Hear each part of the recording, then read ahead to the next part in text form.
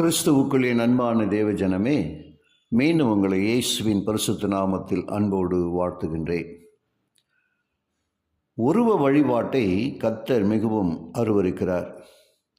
கர்த்தருக்கு அருவருப்பான காரியமாகிய தொழிலாளிகளுடைய கைவேலையால் செய்யப்பட்டதும் வார்ப்பிக்கப்பட்டதுமான யாதொரு விக்கிரகத்தை உண்டு பண்ணி ஒளிப்பிடத்தில் வைக்கிறவன் சபிக்கப்பட்டவன் என்று உபாகமம் 27:15 நாம் வாசிக்கின்றோம்.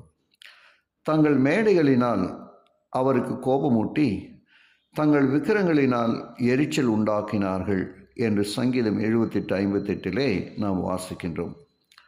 நரகலான விக்கிரகங்களுக்கு நேராக தன் கண்களை ஏறெடுக்காமலும் இருப்பாயாக என்று எசேக்கியேல் 18:6 நாம் வாசிக்கின்றோம். ஆக விக்கிரக வணக்கத்தை தேவன் மிகவும் விருப்பதற்கு 2 காரணங்கள் இருக்கிறது. அது உங்களுக்கு தெரியுமா? ஒன்று, விக்கிரகம் உண்மையான தேவனின் இடத்தை ஒருபோதும் பெறவோ அதற்கு பிரதியாகவோ இருக்க முடியாது. ஏன்னா அவர் சர்வ வல்லவர், அவரே எல்லாவற்றையும் படைத்தவர். மாறாக விக்கிரகமோ உண்டாக்கப்பட்டது. ஏசாயா 40:25-26 இந்த மறைப்பொருளை நாம் காணலாம். இரண்டாவதாக, படைத்தவரை வணக்கத்திற்கும் தொழுகைக்கும் உரியவர். படைப்பை தொழுவது என்பது தேவனை தூஷிப்பதாகும். புரிகிறதா உங்களுக்கு? அப்படியாயின் அந்த பிசாசை தொழுவதற்கு நாம் சமமாக இருக்கிறோம். சங்கீதம் 103, வெளிப்பாடு 14:7 உண்மையான தேவனை தொழுதுகொள், தேவனுக்கு பயப்படுங்கள் என்று வேதம் நம்மை அழைக்கிறது. தேவனுக்கு முதலாவது இடம். அந்த இடத்தை நாம் மற்றொருவருக்கு அல்லது எதற்கு கொடுத்தாலும் அதுதான் விக்கிரக வணக்கமாகும். தேவனுக்கு கொடுக்க வேண்டிய இடத்தை ஒரு நபருக்கு கூட கொடுத்து விட முடியும். பொருளாசை கூட ஒரு நபரை தேவனிடத்தில் இருந்து பிரித்து விட முடியும். ஆகவே பவுல் அப்போஸ்தலன் இவ்விதமாய் கொலோசே சபைக்கு எழுதும்போது சொல்லுகிறார்.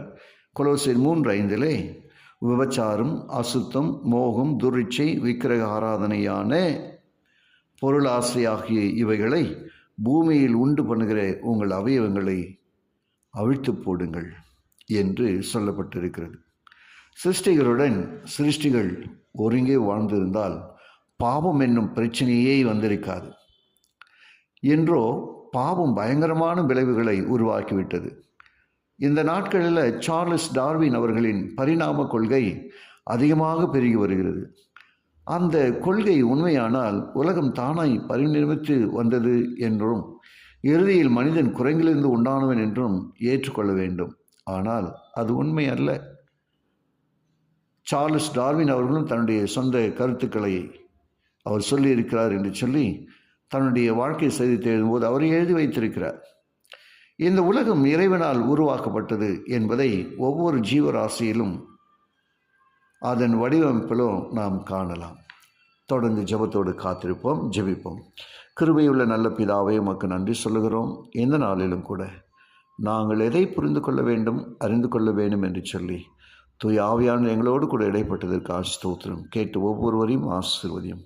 இயேசுவின் வழியாக ஜெபிக்கிறேன் நல்ல பிதாவே, ஆமென்.